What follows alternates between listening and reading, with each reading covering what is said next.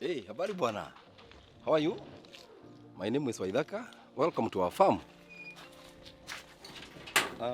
In this farm, we are situated in Embu County at a place called Karurumo. And in this farm, we do the mixed farming, that is assorted farming. Tuko na mandizi inaitwa plantain, tuko na samaki, tuko na macadamia, and then we have avocados. And recently, we introduced the dragon fruit. And we still have some other small farming like chicken and a few cows here and there. Now, I wish to take you on a tour. So, be ready to follow me as we introduce you to what we do in our farm.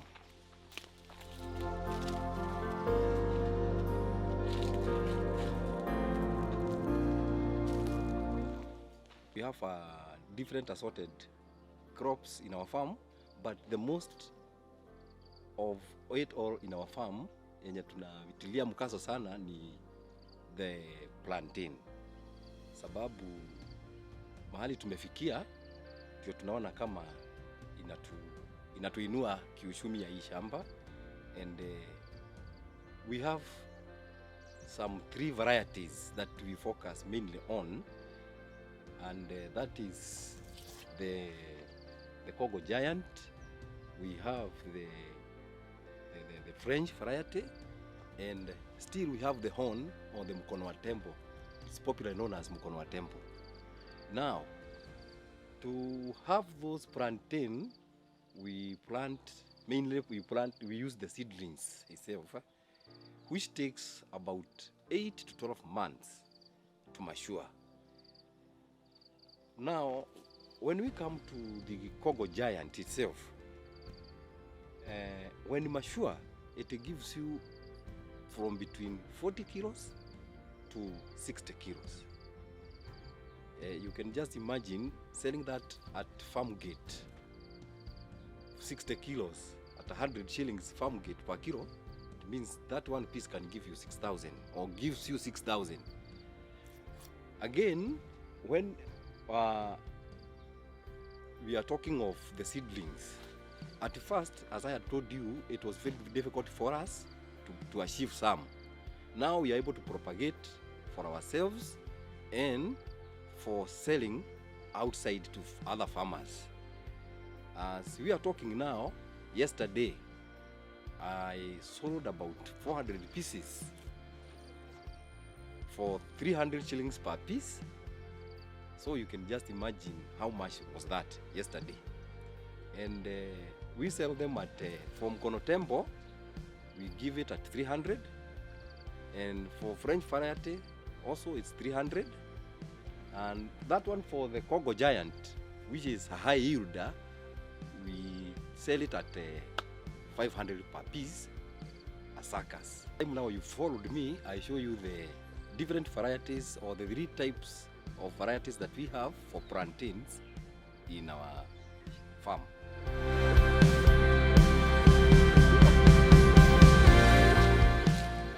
Now, that is the Congo Giant. As you can see now, it is at its premature stage. It is not yet matured, and you can see how big it is. So, in the next 2.5 months, it will have attained about 50 kilos. So you can see wakati ya kuvuna ikivika, hii itakuwa about kilo 50. How you identify the Congo Giant is that it has its uniqueness because its fingers points up, and they are usually long. I'm going to take you to the now French variety.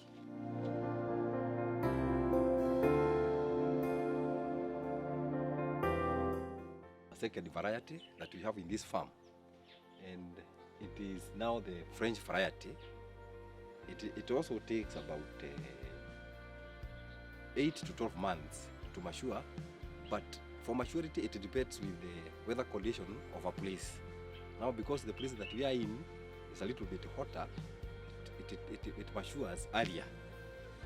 It has a characteristic of having its figures growing wide. And as you can see, its stem also is greenish. Now I want let us go take you through to the third variety, that is MKnB or the horn.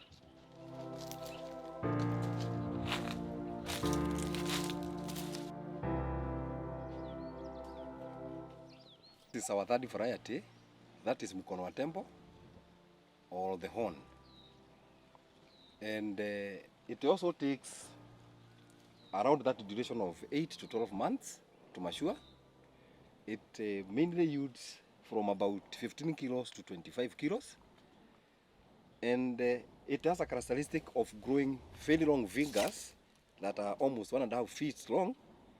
And one piece of a banana can weigh about 1.5 kilos. It also has a characteristic of having its stem being kind of pink in color or something like that. Now, this one has got long fingers, and in itself, we have some other different varieties. There are those with shorter fingers, and for this one now, you see it has long fingers. There is another one that has got fingers that I'm going to show you right now after this one. Nilikuwa nimewambia mbeleni MKnB huwa na zile ziko na vidole mrefu na zile ziko na vidole fupi kama hii. So the other one had very long fingers that were about 1.5 feet long. And now we have now this one that is about 9 inches long, but it still yields good still, because it also gives you about 18 to 20 kilos per piece, like this one. On my right, as you can see, we have an avocado tree. We have planted many of these, and we have intermixed them with the plantain bananas.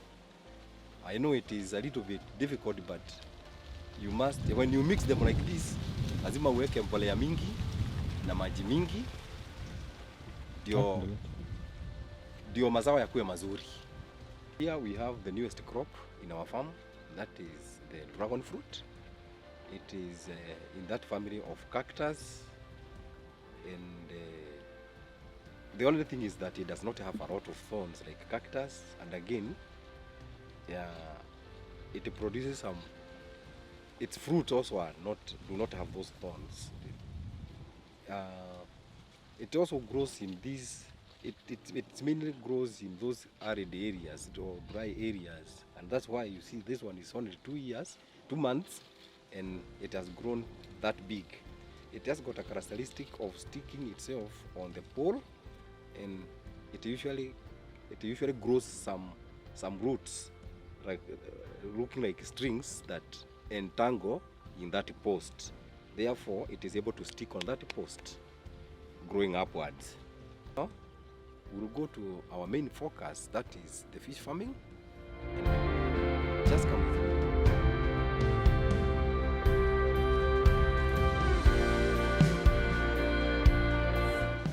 Two types. We have reared 2 types.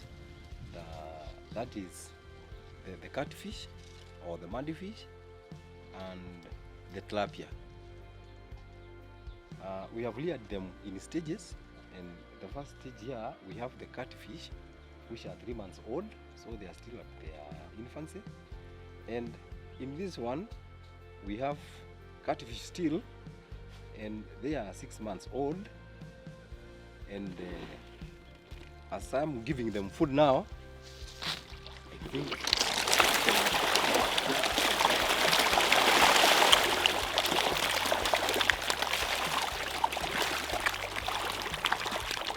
from here I'll take you to the other ponds up there, where we have the catfish that is ready, and the tilapia that is now about 4 months old.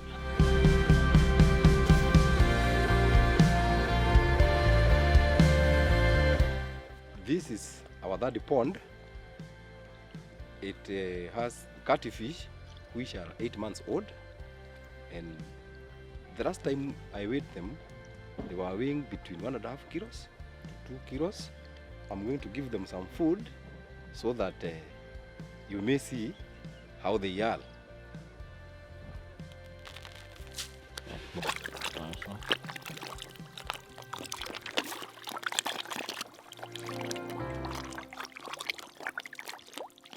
Last pond, in this pond we have about 1,000 variety of tilapia, because this in our fish farming we have got 2 varieties, that is the catfish and the tilapia. This pond now holds the tilapia variety. They are 4 months old. We actually introduced them here in April 20, and now, so since then they are 4 months old. And we have our own supplement of food for this fish, that is BSF. For BSF we mean the black soldier fly, and we rear it ourselves in this farm. The advantage of having BSF in our farm is because there is a shortage of protein. So we supplement our own protein by rearing BSF, because we also give BSF to our chicken, and sometimes we also feed it on dogs. That brings us to the end of our farm tour.